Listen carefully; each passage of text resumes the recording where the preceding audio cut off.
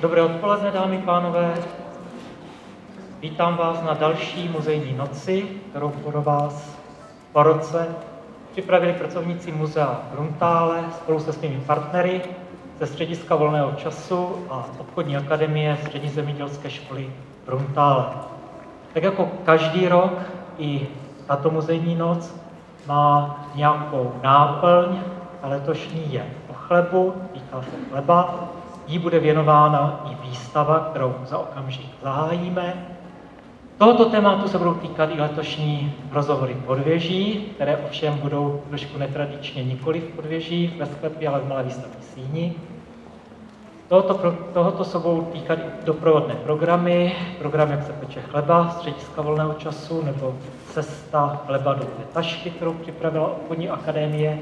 Kdo bude mít chuť, může si vyzkoušet, jak se pekl chleba v pravěku, u sela Tereny.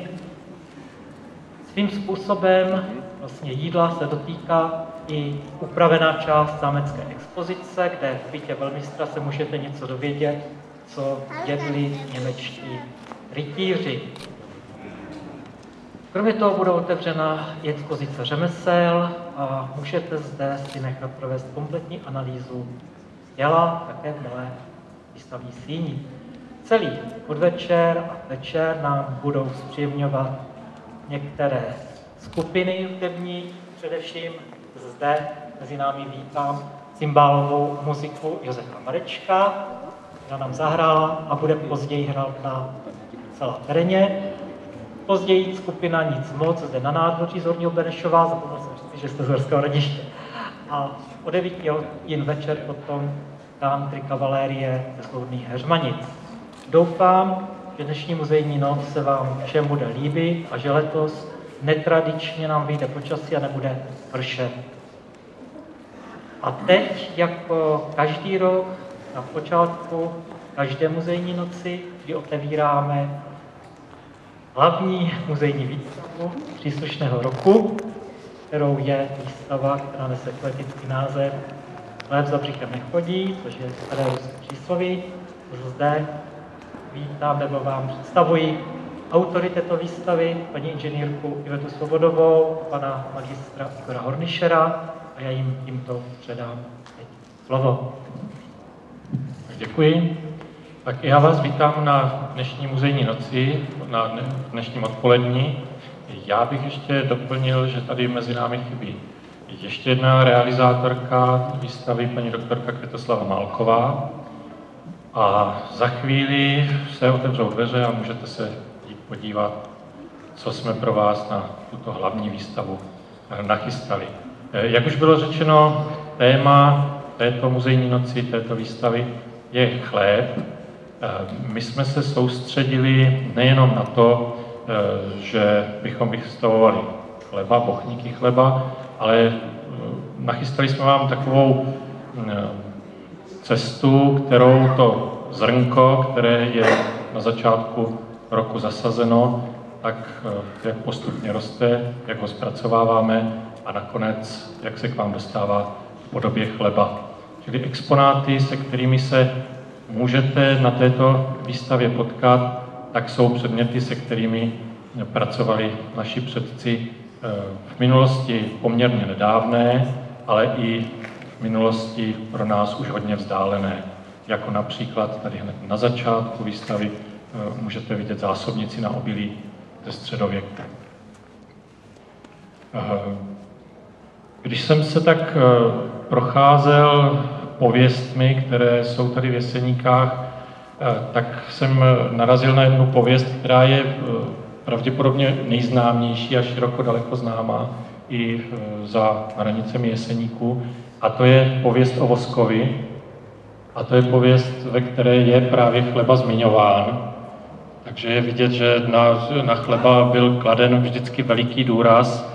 A pokud tuto pověst tedy neznáte, voska, který zapadl se svým vozem do bahna a v rozčílení chleba, který na tom voze vezl, naházel pod kola, tak byl za tento svůj čin spravedlivě potrestán a za to skameněl.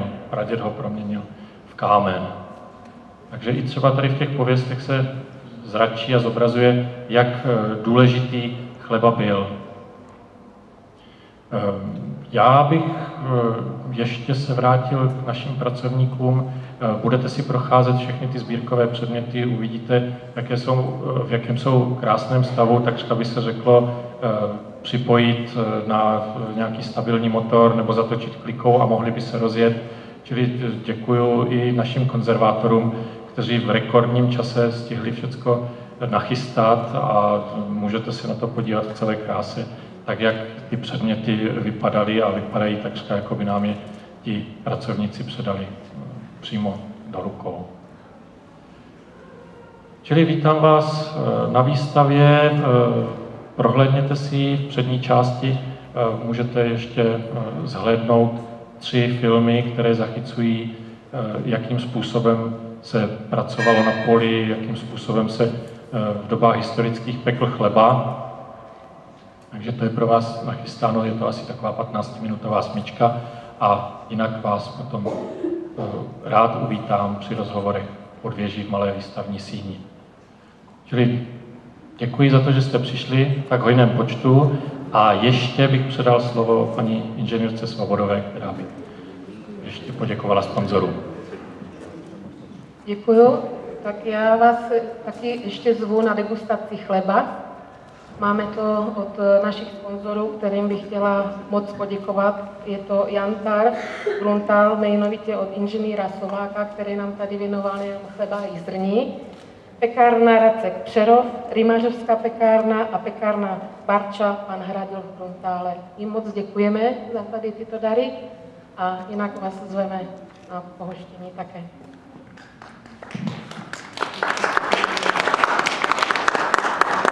Takže teď už je pouze mojí povinností vás všechny pozvat do velké výstavní síně na prohlídku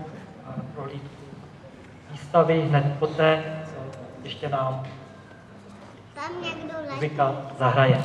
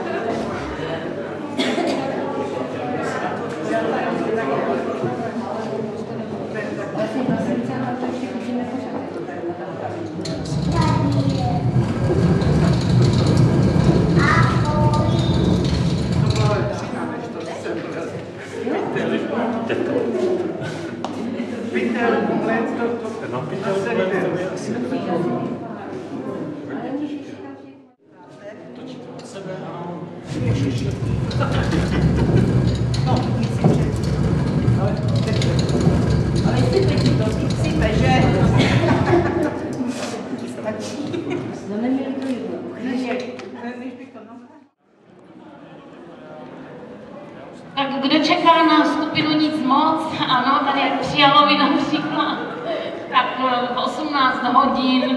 Jinak, kdo se chcete podívat na výstavku, chleb za břichem nechodí, tak ve velké výstavní síni.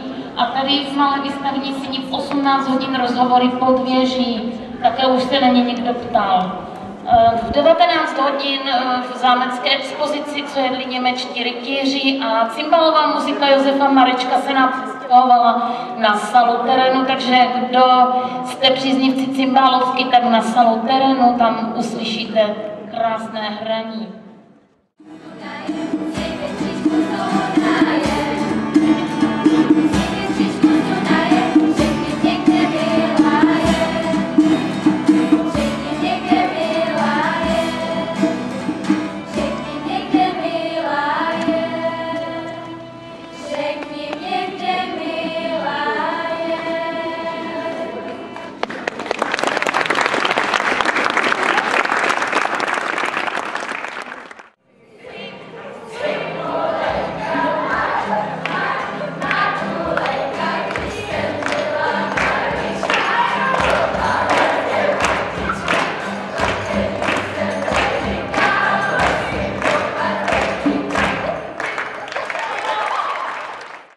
Všechny si slyšela líp, říkaj mu uspávač hadů, každej zná tenhle ten typ.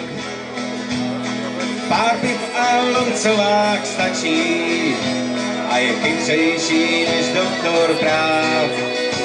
Do slavnej se k němu prej tlačí, s každým si říká buď zdrav. Co hospodský píše je podfuk, on vlastně dnes nic nevypil. Za střízlivá je to snad fajn kluk, však střízlivej sotva kdy byl.